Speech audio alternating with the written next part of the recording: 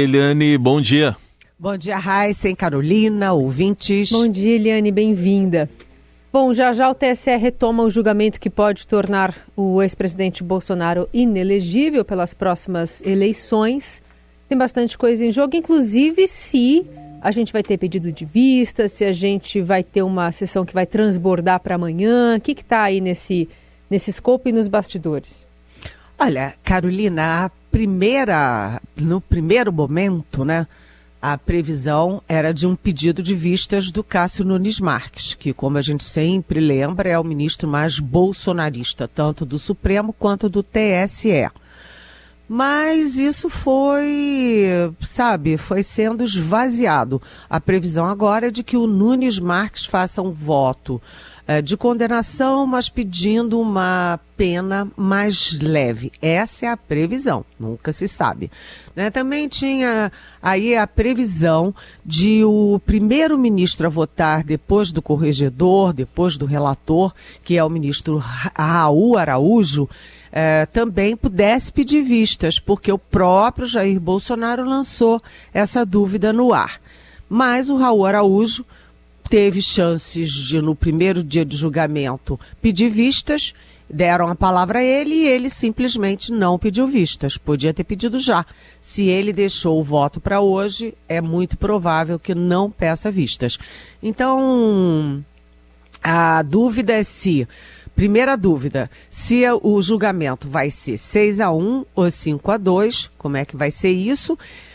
O placar, mas de qualquer jeito a previsão é de que o Bolsonaro saia desse julgamento inelegível por 8 anos, ou seja, sem poder se candidatar nas eleições municipais e nas próximas eleições presidenciais. A outra dúvida é se vai acabar hoje ou não. Por quê? Porque o julgamento, como o Heisen estava dizendo, começa em instantes lá no TSE. Estava previsto para as 9 horas, sempre atrasa um pouquinho, mas está para começar. E às 13 horas está prevista a interrupção da sessão, porque o Supremo Tribunal Federal tem plenário hoje e dos 7 ministros do TSE, 3 são do Supremo e eles têm que sair do TSE para ir para a reunião do Supremo. Então, tá tudo assim muito incerto. A única coisa que está certa é que o Bolsonaro não escapa dessa. Aguardemos então, a sessão ainda não foi aberta, a gente está monitorando aqui, vamos trazer os detalhes ao longo da programação, se possível ainda aí aqui na coluna da Eliane e também em tempo real lá no portal do Estadão e aqui na Rádio Dourado.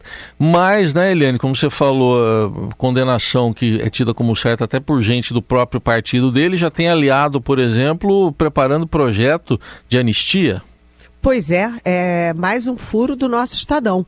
O Estadão trouxe hoje e toda a imprensa repercutiu, as televisões, as rádios, etc., o projeto do deputado Sanderson, do PL, que é o partido do Bolsonaro lá no Rio Grande do Sul, e o deputado Sanderson está lançando um projeto para anistiar o Bolsonaro.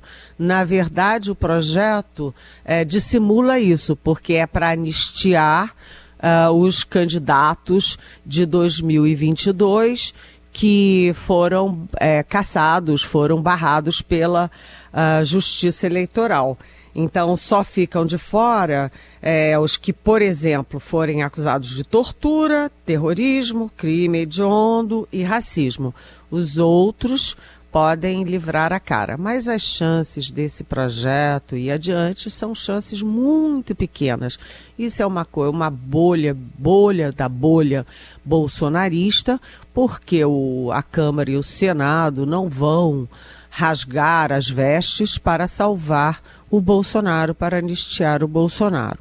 Então isso é aquele chamado fogo de palha.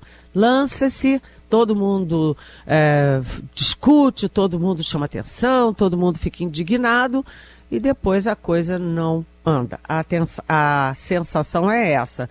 E enquanto isso, né, o PL já articula o day after, porque em política não há vácuo.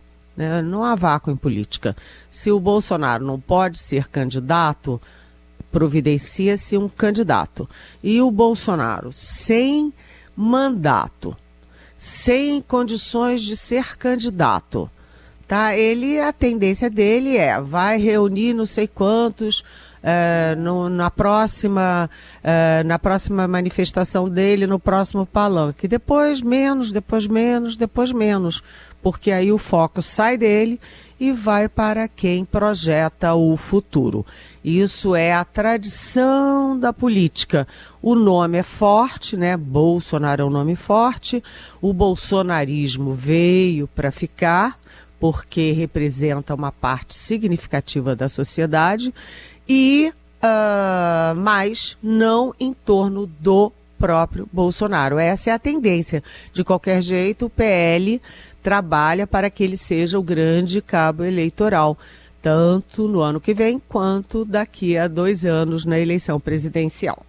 Eliane, também essa questão envolvendo o efeito dominó, podendo gerar uma jurisprudência para outras pessoas, mesmo que situações que não sejam da mesma dimensão. Há um temor, por exemplo, explicitado ontem pelo senador Esperidião Amin, né, criticando esse voto da condenação do ex-presidente.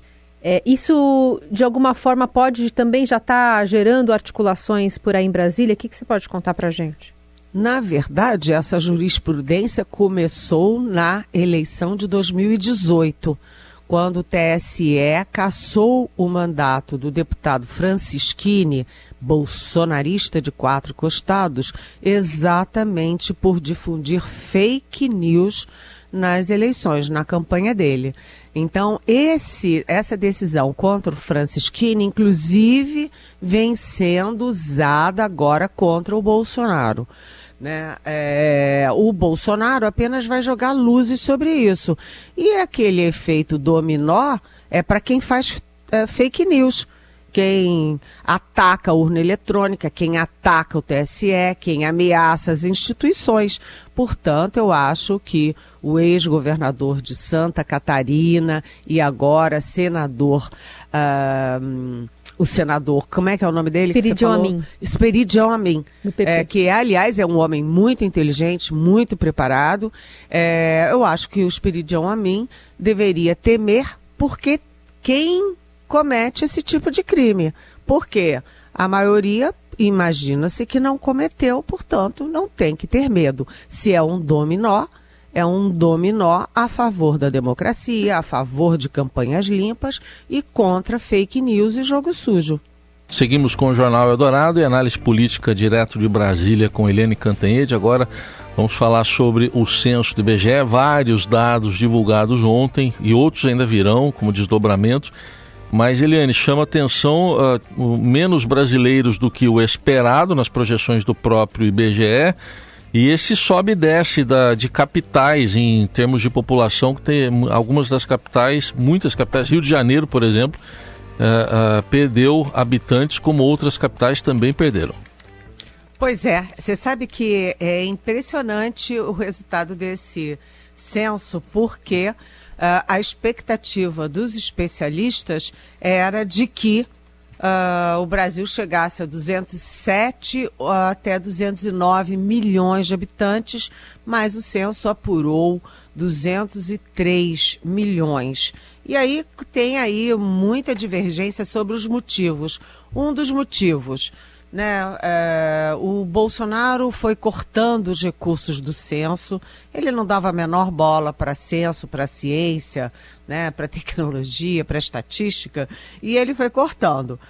Segundo, ele também jogou muito as pessoas, não apenas contra as vacinas, mas contra o censo.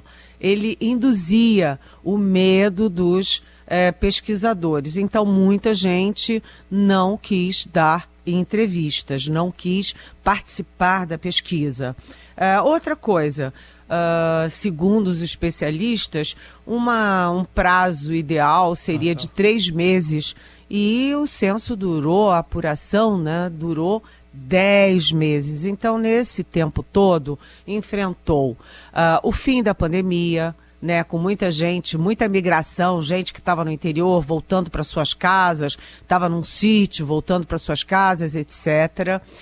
Segundo, as eleições. Terceiro, Natal, né, Ano Novo, mudança de governo. Então teve muito sacolejo que pode ter atrapalhado aí a apuração de toda a população brasileira, mas de qualquer jeito o censo continua sendo um fator importantíssimo para que o Brasil conheça o Brasil e para a definição de políticas públicas.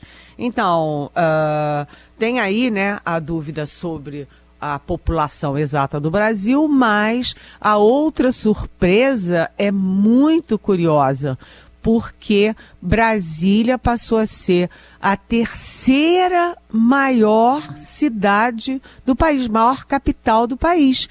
É muito curioso, porque São Paulo, que é a maior, tem 11,5 milhões de habitantes. O Rio de Janeiro tem 6,2 milhões e em terceiro lugar vem Brasília, com 2,8 milhões de habitantes.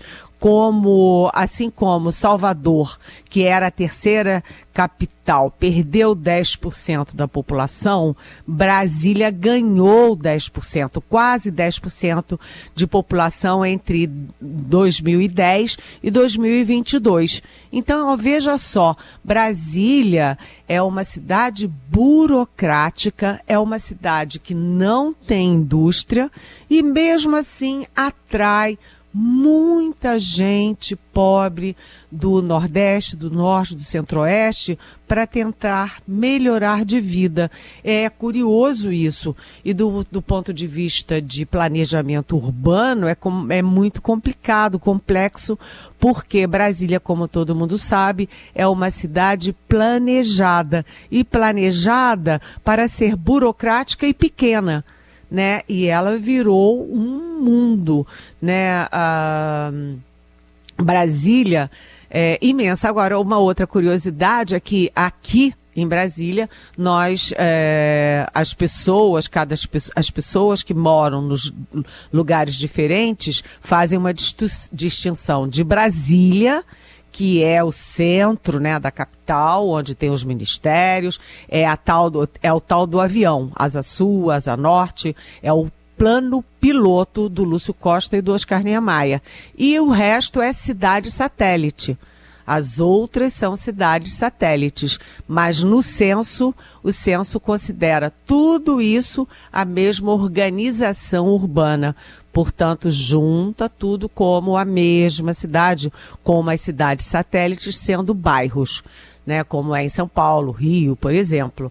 Mas eu achei muito interessante que uma cidade burocrática como Brasília vire. Sabe outra curiosidade?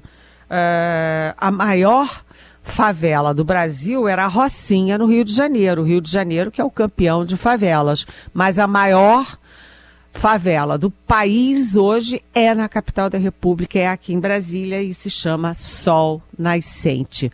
Muito, muito interessante isso e como se refletiu também aqui no entorno de Brasília, que é Goiás. Como as pessoas vêm para Brasília, trabalhar em Brasília, mas Brasília é muito caro, é a maior renda per capita do país, né? As pessoas trabalham em Brasília, mas moram em Goiás, né? Atravessam a fronteirinha ali todos os dias, porque Goiás é mais barato. Então, o entorno de Brasília, as cidades fronteiriças de Brasília em Goiás, cresceram 7 vezes mais do que a própria Brasília. Tudo isso são movimentos populacionais que têm que ser muito bem estudados e eu vou repetir, são definidores das prioridades nas políticas públicas, gente. Eliane, a gente vai abrir espaço agora para a transmissão, o trechinho inicial já da retomada do ministro Raul Araújo, que está falando neste momento na apreciação, né, da ação do ex-presidente Jair Bolsonaro. Ele começou fazendo o exame das preliminares, acompanhando o relator Benedito, rejeitando algumas, divergindo, por exemplo, da ampliação da denúncia. Vamos ouvir. Segurança jurídica. articulam inexistir qualquer conexão com a demanda, além de prefazer documento apócrifo, que nem sequer pode ser juridicamente considerado como documento. Sustentam ainda que chancelar sua inclusão seria admitir por presunção relação dos investigados com a predita minuta, além de ser medida descabida, porquanto a controvérsia já estava delimitada, havendo decadência quanto ao ponto. Em seu judicioso voto, o eminente relator entendeu que o tema se encontra atingido pela preclusão pro judicato, razão pela qual não conheceu da alegação e subsidiariamente rejeitou-a. Todavia, embora não se desconheça que na sessão de 14 de fevereiro de 2023, esta Corte admitiu a juntada da malsinada minuta, ainda que sob o rótulo de fato superveniente, não vislumbro aqui óbice a análise do tema agora no julgamento da ação. E explico. Em primeiro lugar, há de se destacar que a doutrina conceitua a preclusão, aí eu faço as considerações sobre a preclusão temporal, preclusão lógica, preclusão consumativa. Portanto, em qualquer das modalidades acima citadas, o elemento caracterizador da preclusão é a perda da possibilidade de praticar um ato processual a que, por óbvio... Bom, a gente está ouvindo aí o ministro Raul Araújo, nesse terceiro dia do julgamento, né, dessa ação contra o ex-presidente Bolsonaro, flagrando pela inelegibilidade. E ele começou, então, divergindo do relator em relação à inclusão da minuta do golpe. O processo está começando a detalhar por que ele diverge dessa questão, mas aparentemente, então, está seguindo com o voto, não deve pedir vista, né, Eliane? Mas, por enquanto, apontando essa divergência em relação ao ministro Benedito Gonçalves. Exatamente. O Raul Araújo, ele é um ministro do STJ. Ele é ministro do Superior Tribunal de Justiça, né? E o Bolsonaro citou publicamente o Raul Araújo como se fosse um aliado, inclusive imaginando que o Raul Araújo pudesse pedir vistas, mas ele não está pedindo vistas, como ele deixou claro já no primeiro dia, ao não pedir vistas já naquele momento, e ele está fazendo o voto exatamente como Carolina disse. Ou seja, ele acompanha o relator, mas com divergências, e essa divergência principalmente é sobre a inclusão da minuta que foi encontrada na casa do ex-ministro da Justiça do Bolsonaro, Anderson Torres, aquele que foi preso e hoje está de tornozeleira em prisão domiciliar. Então, o Raul Araújo, ele pondera primeiro que aquela minuta é apócrifa, que não pode ser sequer considerada documento, primeiro. Segundo, e que o fato de, em fevereiro, o TSE já ter se pronunciado a favor da inclusão, não afasta a hipótese de retomar a discussão agora no julgamento em si. Então, o Raul Araújo deixa aí, ele está ainda falando, e deve falar um bom tempo, mas ele deixa em aberto sobre como será o voto dele. Né? Mas então, alinhando um pouco, né, da própria argumento usado pelo ex-presidente Bolsonaro nesses últimos dias. Né, exatamente, ele está se colocando aliado à defesa do Bolsonaro, principalmente na questão da minuta, que foi o centro da discussão, o centro da argumentação da defesa do Bolsonaro. Bom, Eliane, outro assunto do dia, reunião do Conselho Monetário Nacional para discutir meta de inflação de 2026 e se muda aquele período de apuração, que é de 12 meses, se muda para 18 e nesse momento já está sendo divulgado pelo Banco Central o relatório trimestral de inflação com algumas leituras. Por exemplo, o Banco Central até agora, a gente está vendo a atualização aqui em tempo real pelo portal do Estadão, por exemplo, o Banco Central dizendo que as projeções do Copom dependem da evolução de política fiscal, também de reformas, e destacando ainda que há projeções indicando que o último relatório, né, a mudança que houve em relação ao último relatório se deve a câmbio, inflação, expectativas menores em relação ao preço do petróleo. Mas, enfim, o que está em jogo nessa reunião do Conselho Monetário Nacional hoje, Eliane? Bem, a primeira coisa, assim, do ponto de vista político, é que o CMN, aqui, vocês aí falam CMN, e nós aqui em Brasília falamos CMN. O Conselho Monetário Nacional entra em cheio, né? Mergulha no embate entre o Palácio do Planalto, entre o presidente Lula e o Banco Central e o seu presidente Roberto Campos Neto. Então, o Lula, antes de viajar para a China, olha só quanto tempo, antes de viajar para a China, ele fez aquele café da manhã com jornalistas, eu estava lá, e o Lula disse que na volta cuidaria de 2 vespeiros. Um seria o preço da gasolina, ou seja, os preços da Petrobras. Né? Isso ele fez logo ao voltar, já foi decidido, anunciado e assimilado pela sociedade, né? E pelos especialistas. E a segunda coisa é que ele disse que meteria também a mão na questão da meta de inflação, porque ele diz que se a meta é irreal, se não dá para cumprir a meta, mude-se a meta. Né? Então, o CMN está decidindo, está discutindo essa questão da meta de inflação, porque a inflação vem recuando, né? Seguidas quedas, vai se aproximando à meta, mas continua acima da meta. E o Lula insiste, o governo Lula insiste, que isso é irreal, que a meta se tornou irreal, que precisa ser reestudada. Quem entende de inflação acha um movimento muito arriscado, acha que é uma sinalização de que o governo perdeu a guerra, que não tem como controlar a inflação, então vai mudar a meta de inflação artificialmente para poder fingir que está cumprindo a meta. Então, como a inflação tem um poder enorme psicológico, inflação puxa inflação, então há muita preocupação com essa mexida na meta. Isso pode ser um dos grandes assuntos de hoje, gente. Boa.